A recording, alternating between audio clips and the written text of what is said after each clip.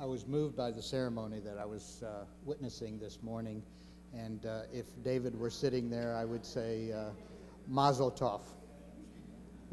There you are. I pray for you, David, and for you, his father, as I pray for my own sons, that they will be righteous and just before the Lord, above all. And so that is my prayer for you as well this morning, David. I'm grateful for the invitation to be here. I'm grateful to the leadership of Adat and to Rabbi Silver and Rabbi Bernard for inviting us here, and to my good friend Mark.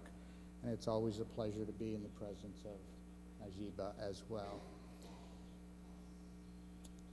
I was asked to make a few comments. I was admonished to make a few comments, not rabbi comments in length, that is.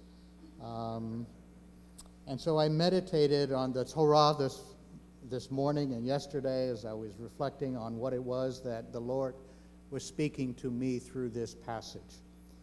And in my prayer and meditation on this, some thoughts came to me that I want to share with you very, very briefly. These are the thoughts that I've also shared with my community, my faith community, which is a Christian community in Thousand Oaks, Westlake in Ventura County. I'm a shepherd of that community of about 350 souls, and so I am well aware of the dynamics that happen in the congregation and how it is that some days you listen to a message and you receive it, and some days you're thinking about baseball games or whatever else is going on. I pray that my words will be instructive and will be inspirational to you as you walk with your God. While the narrator shares these historical pictures of Abraham and his family, the real subject of the narrative is the Almighty, the Eternal One. One of the thoughts that came to me is that he is producer and writer and director of this narrative. And I couldn't help think this morning as I witnessed David's bar mitzvah and heard his father make remarks, that this passage in Torah between 18 and 22 is very similar to a father looking at his son and saying, you must grow up into manhood, into a mature relationship, both with me and with your community. And this is exactly, I think, in the Torah passage, what it is that we see God doing with Abraham. He's calling him up, he's calling him out, and he's asking him to be representative of a people that God is going to set aside and make a blessing to all the nations. And so as we think about God in this place, it's against this backdrop of his character and of his way that the events described are intended to be understood.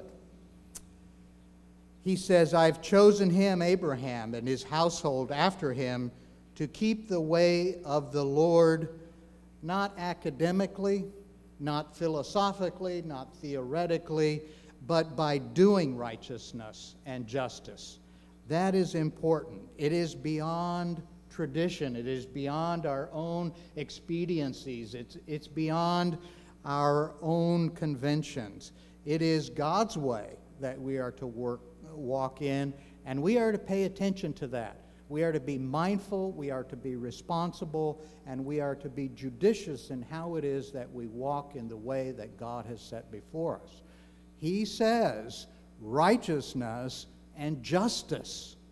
Those are the hallmarks that God places on his own character in this passage. And we're to walk in that same path if we are to be part of his way. So we have to be intentional. We have to be purposeful as we walk our walk with the Lord.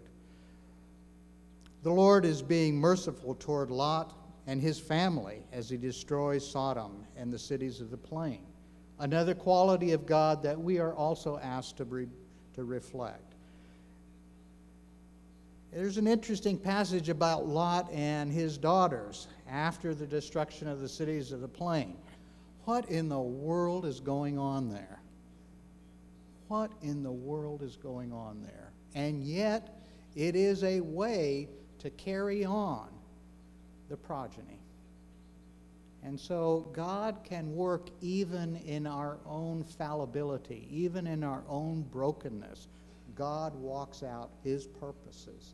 And for us to be mindful of that and to take encouragement from the fact that even as we do our best and fall, even as we do our best and fail, God is still God, and he is King of heaven and King of our lives.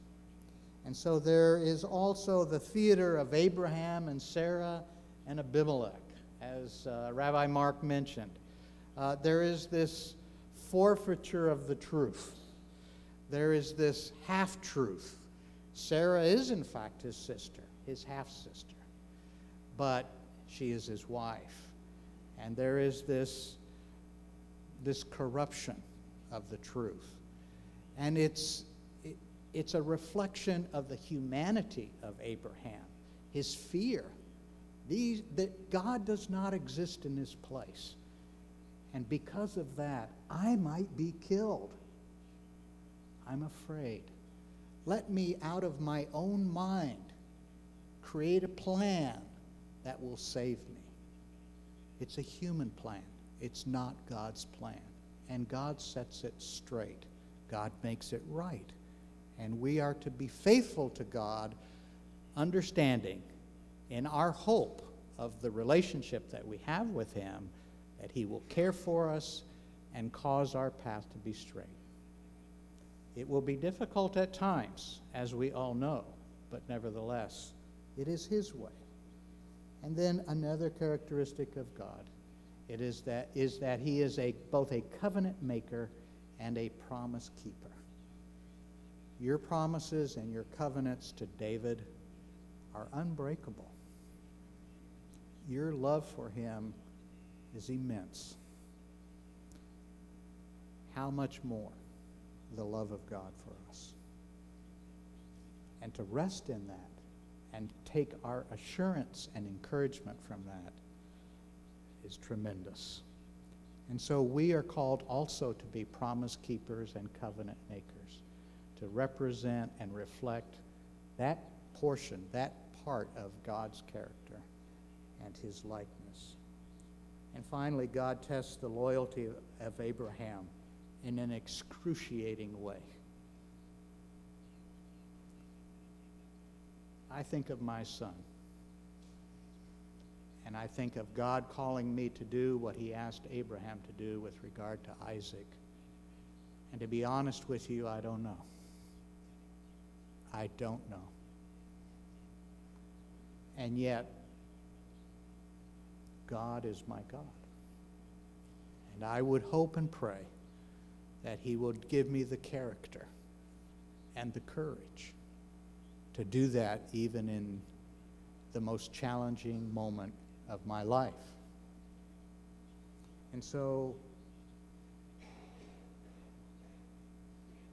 God prunes Abraham. He shapes him. He fashions him into the man that he wants him to be so that he can be God's person in a world that does not know God.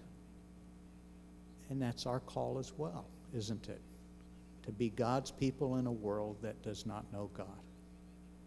And so Abraham comes to a knowledge of the fear of God.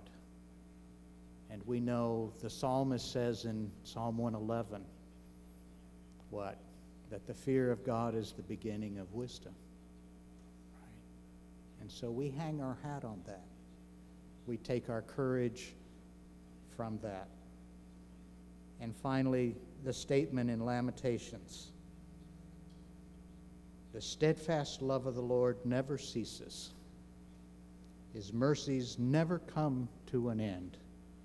They are new every morning.